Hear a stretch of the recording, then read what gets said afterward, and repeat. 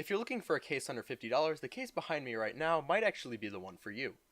So which case am I talking about? Well, I'm talking about the Versa N21 from Thermaltake. Now this case is a mid-tower case and it's actually pretty okay for the price. It costs about $45, at least for what I bought it for, and I bought it at the beginning of the year off of Amazon.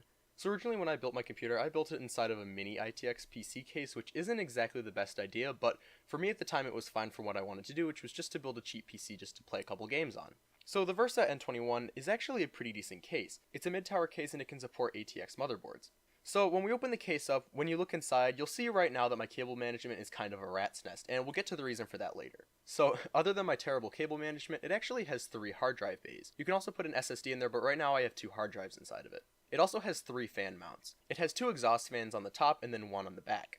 And I also have to mention, on the side panel, there's also a little window. I admit that it's made out of polymer, but to me it looks kind of cool because I can see the LED fans that I have inside. So another nice thing about this case is that you can take off the top and the front panel. Now for a lot of people that probably isn't a big deal, but for me, I like high airflow and I have 3 fans in my computer, so I like to suck as much air in as possible and expel it as quickly as I can so I can get the maximum performance out of both my graphics card and my CPU. Working inside the case is pretty okay, and it's a lot better than my old PC case. It's a mid-tower, so it actually has quite a bit of room inside of it. Now, getting to the rat's nest part of the video, the reason that my cable management is a rat's nest is because there really isn't much room to cable manage. So the other side panel actually has a crimped edge, and it actually bulges out a little bit, which means you can stick a couple cables in there, and I actually do have a couple cables stuffed back there, but other than that, you can't really fit much back there besides an unused USB connector and maybe a couple Molex connectors. The other thing I have routed back there are my fans. Now, similarly related to the fans, you can also stick an AIO in the top. It has 2 fan brackets and you can stick a 128mm AIO up in there. So what exactly does this computer case offer that a lot of other ones at this price bracket don't?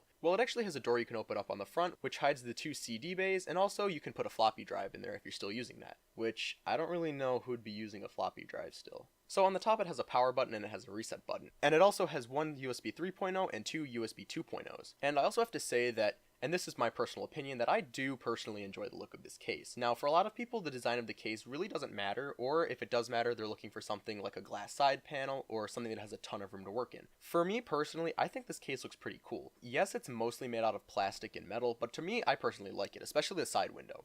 And when I'm turning it on and I see my LED fan revving up, I personally enjoy it. So that's just my take on it. Personally, for $50, I think that this case is an excellent value, especially for a mid-ITX tower. So thank you all so much for watching, and if you want to see me actually build inside of this computer tower, even though I already have stuff in there, if you want to see me build in there, don't forget to leave a like on this video. And if you want to stay up to date on all the latest tech news, don't forget to subscribe. And if you're also interested in more tech videos, don't forget to click here for more. So thank you all so much for watching, and I'll catch you in the next video.